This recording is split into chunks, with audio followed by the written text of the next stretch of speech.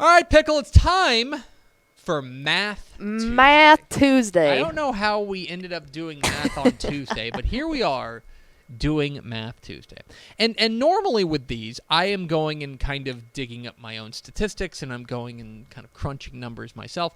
I was very, very lazy this week. And instead, that's always great to bring in the public. I went to a professional nerd. Actual a Math Tuesday. A professional knowledgeable. dork. Yeah. Our good friend Bill Connolly at ESPN.com. And he annually puts up an article about the returning production for each college football team at the FBS level.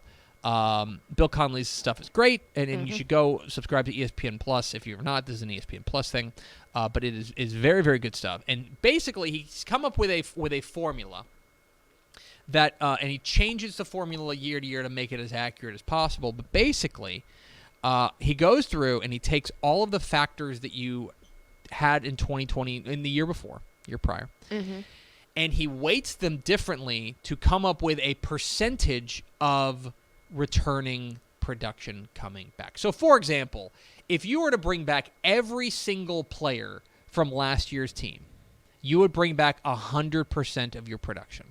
If you were to bring back 0 players from last year's team, you would bring back 0% of your production. So the way that he weights it this particular year is the receiver and tight end receiving yards counts as 37% of the overall number offensively. Quarterback passing yards, 29%. The returning offensive line snaps, 28%, and then returning running back rushing yards is 6%. And so basically, and then on the defensive side, percent of returning tackles, right? How many, if you had 100 tackles and you bring back 40 tackles, of 40 players who account for 40 of them, that's going to count for 59% of the weight. Passes defended, 28%. Tackles for loss, 8%, and sacks, 5%. And so really a lot of what they're looking at, it's easy, I can tell you right now, if you have a receiver core and a quarterback coming back, plus like your offensive line. Right. And you've got what I found, especially continuity in the secondary, is what he values as far as these metrics are concerned. Because that's probably the hardest to develop. And so he ranks all 131 FBS teams, including James Madison, who is a new FBS program. All 131. You can find those on ESPN.com. I have gone and I've pulled the 12 FBS teams in the state of Texas. And so right now, I guess you've seen the graphics, so this isn't fun. Yeah. But who would you have guessed had the most returning production coming back? Honestly, I mean, I'll tell you who my guess would have been. Yeah. It would have been Houston. Houston, yeah, that would make the most sense. That would have been mine. If Haynes King would have played, I would have said that A&M probably would have been slightly up there, but they lost a lot on that defense, so that kind of takes it down. Too. Yeah. But no, Houston is definitely, or SMU possibly. Yes. So let's go to the numbers, and let's take a look at the returning production, according to our friend Bill Connolly at ESPN.com, for these teams. Number one, the Tcu Horned Frog. See, that blows my mind. 9th overall, but you got to remember, they're bringing back Max Duggan. Yes. They're bringing back, and they've got a lot of continuity in the secondary. They're actually 12th in defensive production returning. So, can I ask this question real fast before we get too far into this? This is not taking into account the level of play that they had, correct? No, like only statistics. Okay, that makes more sense because it's one of those things. Like, no offense to Max Duggan, but he is not a more valuable asset to TCU than Clayton Tune is to Houston. 100%. So this is just bringing it back. It's full yardage. Okay. It's passing yards is what goes then that in. makes more sense with that. And so TCU number 1 in Bill Connolly's rankings, number 1, 9th overall. Number 2, North Texas. North Texas, which is interesting. Take that as you will. But they bring back 90% of their offense. Yeah. I think a lot of that has to do with offensive line continuity and their receiver core is largely coming back intact, which is good. And I believe all their quarterbacks who threw the ball basically. Yeah, that's Number 3 is SMU. Now SMU, that's one thing that he really likes. He really likes this SMU team, saying that new coach Rhett Lashley really might have the pieces in place to put up a fight in the American Athletic Conference, especially because they've got 83% of that offensive production coming back. And 4th was UTSA.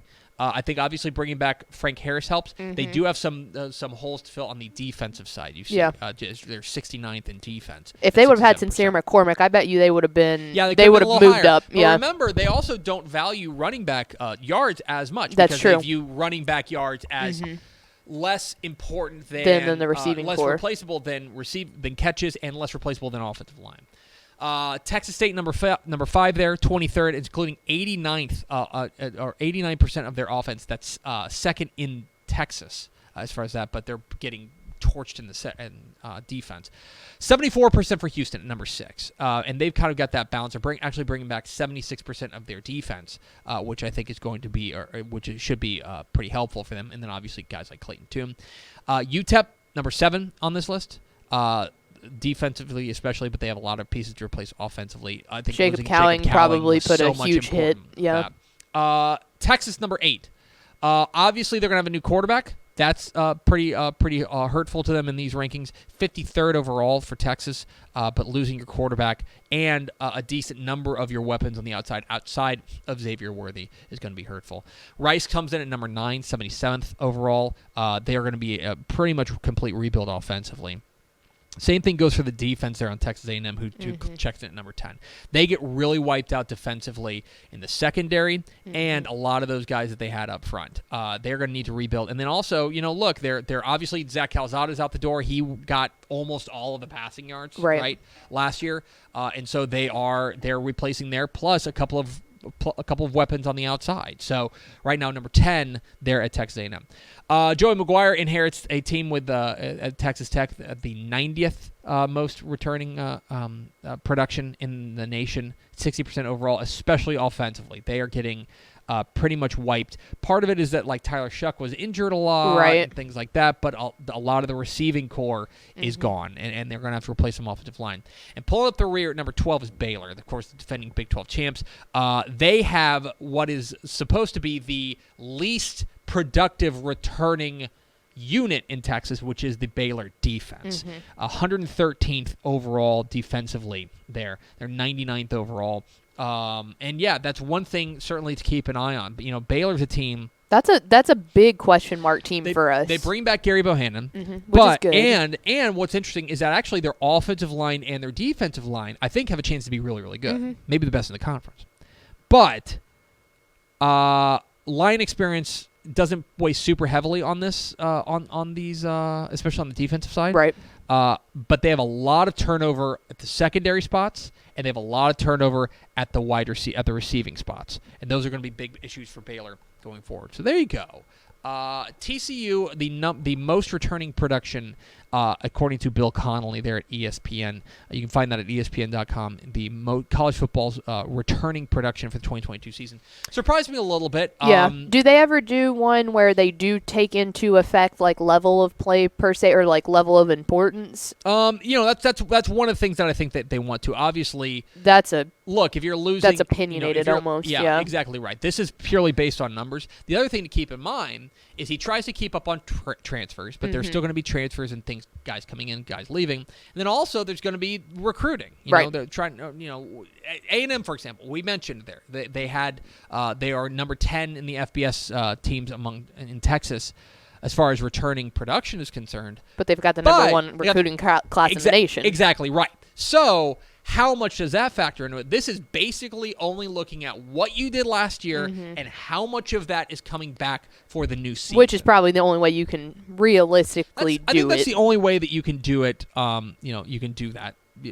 as far as having a formula and having a straight answer as to how you got to your equation. Yes, exactly. So he will say that, if you're asking what this means, about 8% of teams return at least 80% of their overall production. On average, they improved by about 5.8 adjusted points per game. So they did improve. That's pretty significant. So that would mean that if you were 20th last year, that would bump you up to 7th. If you're 40th, they'll bump you up to 15th. On the other end, if you bring back less than 50% of your production in a given season, you drop from about, say, 10th to 27th or 40th to 67th, around there. And so based on his numbers, there is this is a decent canary in the coal mine as to what to expect. That TCU, I think there's fair reason to be optimistic about Sonny Dykes and what he's bringing in. Obviously, a lot of transition there, but pretty fair reason to be excited about that. North Texas, I think the same way. On the other end, for Baylor, maybe there's reason to expect some regression. Maybe there's reason for Tech to think that they may have a tough first year. So, under Joey McGuire. So, a lot to dive into. You can go to ESPN.com and read this. It is by Bill Connolly, our friend of the show. College football teams returning production for the 2022 season. Go subscribe to ESPN Plus. I'm supposed to tell you that since we borrowed their numbers. Math Tuesday. Thanks so much for watching that video. If you would like more and to be notified when they come out, go ahead and click that subscribe button right down there. You can also watch Texas Football Today every day live at noon on TexasFootball.com, Facebook, Twitch, and right here on YouTube. For more of the best coverage of Texas football in the Lone Star State, go to TexasFootball.com/subscribe.